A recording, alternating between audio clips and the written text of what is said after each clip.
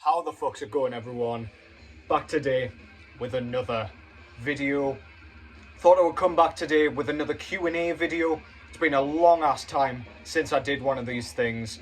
I just put up a kind of community post yesterday, just asking for you guys to throw a few questions my way.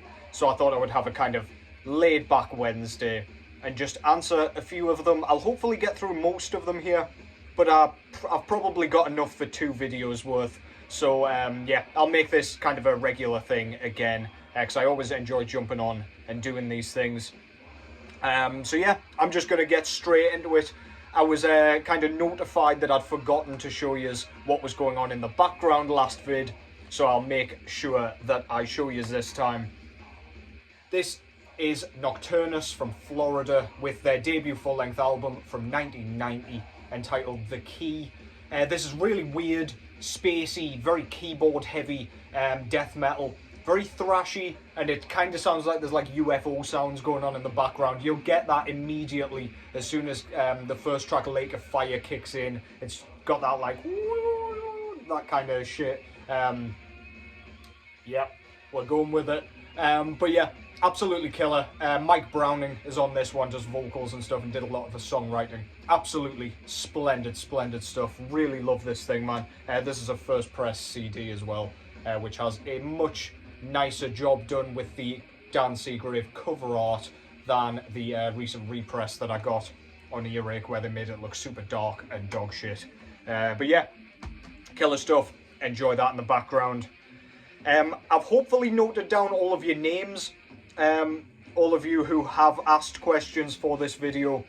But yeah, if I've forgotten, I'm sure you know who you are, so you can just kind of pipe up in the comments if indeed I don't say your name.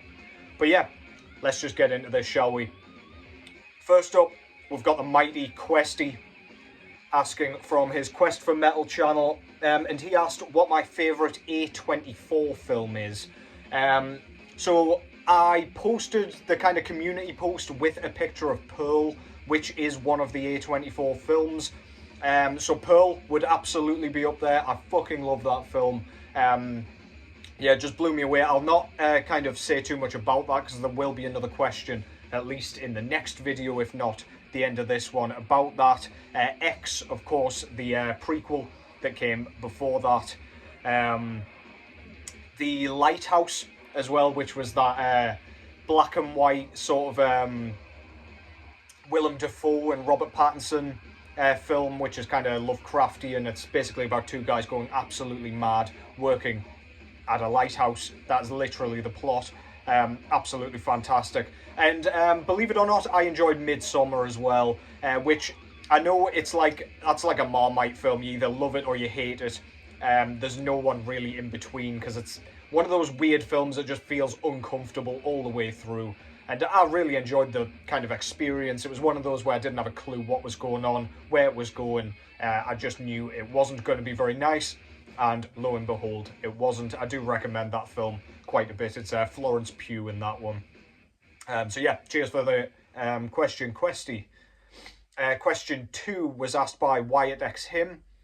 And he has asked what the most expensive vinyl is that I own. So I wasn't sure really if he meant kind of the album that's worth the most or the album that I've spent the most on. So I've picked up both of those examples here. So the album that's worth the most, I don't really go out my way to pick up records sort of that are pricey. I don't really buy first pressings or anything like that. I've never been too bothered. I always just pick up represses. Perhaps further down the line I'll be more bothered. But this album's probably worth the most in my collection. I don't know exactly how much, over 100 British pounds this has gone for on Discogs, so yeah, I'll go with this one. A really nice gentleman, a very kind of generous gentleman over on Instagram just sent me this because he knew I was after it, which was super, super cool. So yeah, I mean, I'm never going to sell the thing. I'm always going to spin the thing. This is their sophomore full-length album, by the way. So yeah, that's worth the most, I think. And I mean, it's not breaking the bank or anything. I mean, it's over 100, but I don't think it was any higher than that. So yeah. And the album I've spent the most on is probably this one, and I only spent the money maybe a few weeks back, and that one was this. So this is Commodus with Wreath of Bleeding Snowfall. I do think it was pricier because this came all the way from China to a UK distro, and then I bought it from there. So they'll probably have added in sort of shipping costs and stuff, but I really wanted this thing badly. And yeah, I was not going to miss out regardless of the price. I probably spent around 50 US pounds on this. So again, not breaking the bank. I very rarely kind of splash out on like single records. I'd rather have like a few, especially if I can get a repress of a sort of expensive first pressing, if that makes sense, or an album that would be expensive for a first pressing. So yeah, that one would definitely be up there. There are certain albums that I'd be happier spending more money on. I just kind of haven't prioritized it, I guess. I'm just hoping for represses and stuff like that. Impending Doom by Monstrosity will be up there. Storm of the Light's Bane by Dissection as well, an official pressing, of course. But yeah, hope that answered your question. Thanks for the question there, Wyatt. Schillinger 7814, how's it going, man? Has asked, is there a vinyl you own that you waited years to find or afford? So it's more waited for a repress, because as I say, I very rarely kind of splash out on one album. But I have just mentioned the band, funnily enough. Dissection, The Somber Lane. So this was Dissection's debut full-length album. It's more of a kind of blackened melodic death metal affair. It's kind of in the Swedish buzzsawing sort of style. Bit more blackened than you would expect from a band like Carnage or any of those sorts of bands. But it definitely has similarities. Yeah, I waited from the moment I heard it to the moment it was finally repressed, like properly, either last year or the year before. I think it was the year before. I've been waiting for a version of this with the proper Necrolord cover art, and yeah, I'm pleased I held out for it. This comes with like a really fucking dumb like pop-up thing in the center as well, which I could very much do without. It's not great kind of opening the gatefold for lyrics and ending up detaching my cornea with a piece of rogue card, but never mind. Yeah, Dissection with The Somber Lane. Where the fuck is Storm of the Light's Bane? Who owns that shit, and where is it? What's it doing? Who knows? But yeah, thanks for the question, Schillinger. Appreciate that. Question 4 was asked by Moses J92. He's asked, is there any buyer's regret with any of the albums in my collection? Now, this is a really good question, because there's often one album that I always reference for this, like an album that I expected to be good that really wasn't. You probably know where this is going. The album I often reference is this one. So this is Memoriam with their debut full-length album entitled For the Fallen. This one is a band with Carl Willits on vocals out of the mighty Bolt Thrower. So Bolt Thrower split up and he put all his concentration into this album. I thought we were going to get something similar to Bolt Thrower with the kind of mid-pace thing. Carl Willits' kind of iconic growls. Just some great songwriting and some kind of simplistic playing. And we got simplistic all right, but holy shit, I do not know what Carl was doing on this one.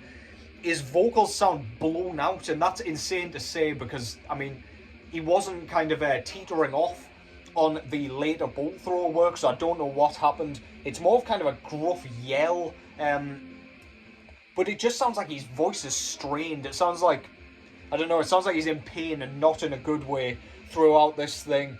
You can really hear his brummy accent coming through as well, which does not help. As a Brit, I can really pick up on that, and I don't know, I don't love the accent, I've got to say, which is not his fault, but you can hear it way more than on the Bolt Thrower stuff. As for the music, it just sounds uninspired to me. It is that mid-paced kind of chugging, war-themed death metal, basically, but yeah, I don't find any inspiration in this fucking thing. It's one of those albums I'll throw on once every, like, couple of years, maybe once a year, and I just put it away again and don't pick it back up until I get curious once again, just in case it finally clicks. In fact, it normally just makes me hate it even more. And the other one that I don't think I've actually shown on here before is this one. This is Waiting for the End to Come by Cataclysm, and that title alone basically sums up my entire experience with this thing, because I can't wait for it to fucking end. It's just a really generic melodic death metal album, basically. Cataclysm had a couple of really, really cool releases early on in their discography, and after that I've never been arsed. I kind of picked this one up semi-blind, because I was supporting a local record shop near my uni in Wales at the time. And I mean, I wish I didn't for the music, but I'm all about supporting smaller record shops. So yeah, Cataclysm, Waiting for the End to Come. I don't even pick that one up once every 2 years, to be honest. Can't even remember the last time I spun that. Probably should give it another listen, but when I see it sat there on the shelf, I don't know, it deters me like a bad smell rather than kind of allures me to come in. It's just not happening, man. But yeah, cheers for the question there, Moses. Appreciate that. Unless that's your surname, I don't know. But yeah. Next question comes in from Shredbeard696.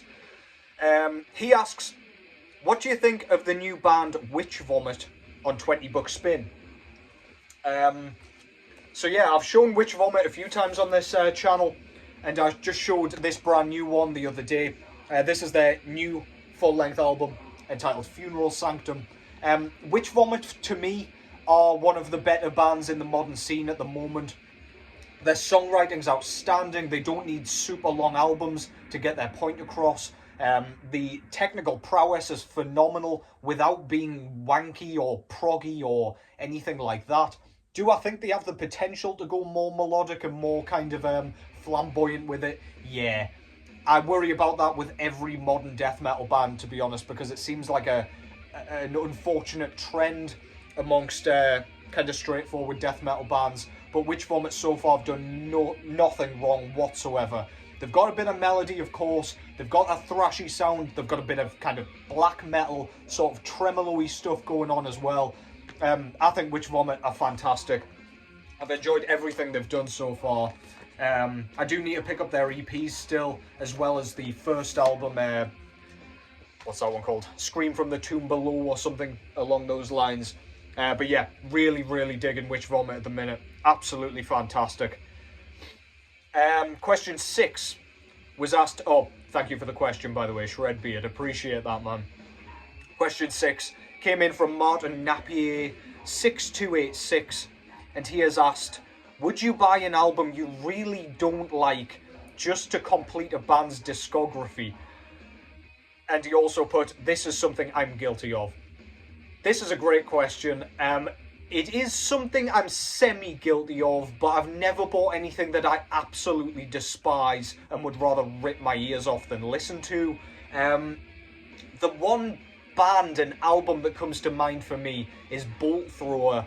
I'm really not arsed about the album Honor Valor Pride, the one with Dave Ingram on vocals. I find it way too long. It isn't that long, it just feels super fucking long. It just seems a bit less inspired than their other work. Mercenary kind of goes in that category for me as well, with the exception of a few good songs. But yeah, I've never bought anything that I think's absolute dog shit just to kind of complete a discography. I've completed Revenge's discography, which is a band like, do I need 6 Revenge albums or whatever the fuck? Probably not, but I've got them all anyway. It's just I don't know, it's a bit of a funny one, because my brain does tell me I want to kind of complete stuff, but most of the stuff, if not all of it, I've completed for a reason. I'll pick it up. I don't have very much shelf space left. I do have some left over there, but I can't really afford spatially to be sort of just picking albums up willy-nilly for the sake of it as it is, so I especially don't do that nowadays. But yeah, that's a great fucking question, because I do get the urge sometimes just to go fucking balls to the wall, tits out, and get everything from a certain band, even if I like things way more than others. But yeah, no great examples of that. Assuming you watch this, do let me know which bands and albums you have done that with, because yeah, I can't really think of too many bands where they've got loads of good stuff and then one horrible album. Normally it's just a gradual progression and then everything later is shit. But yeah, great question. Cheers for that, man. And finally, I'll just answer one more question and then everything else can go in the next one. Don't worry, I will get around to them. They're all written down, so I can't fucking miss them. The final question I've got here is from George A4152. He has asked, can you rank all of 6 Feet Under's records worst to best? I can. You really do want to watch the world burn. You must fucking hate me. You'll probably not even watch that when I actually get round to doing it, just to spite me. But yeah, I can, and I probably will. It will probably get its own video, because I'll have plenty to say on a lot of that stuff, I imagine. It's been ages since I've listened to certain 6 Feet Under albums, or even snippets, because I'm not even sure I've gotten through some of the later ones. But yeah, I would be down to do that at some point. I'm a glutton for punishment, what can I say? But yeah, thank you all very much for the questions. I really enjoy doing these things. They absolutely fly over. I probably ramble a little bit too much, but yeah, I have a lot of fun interacting with you guys. I like seeing what you want to ask me. It's interesting, because it kind of gives me ideas for content here and there as well. But yeah, keep the questions coming. Just comment either on this video or on that community post. I'm not going to do an Instagram one because it's hard to, like an Instagram poll, because it's hard to keep track of, like, from 2 different platforms. But yeah, thank you all very much for the questions and for watching and subscribing and all that good shit. It is massively appreciated, as always. Take care, as always, and I will catch yous in the next one.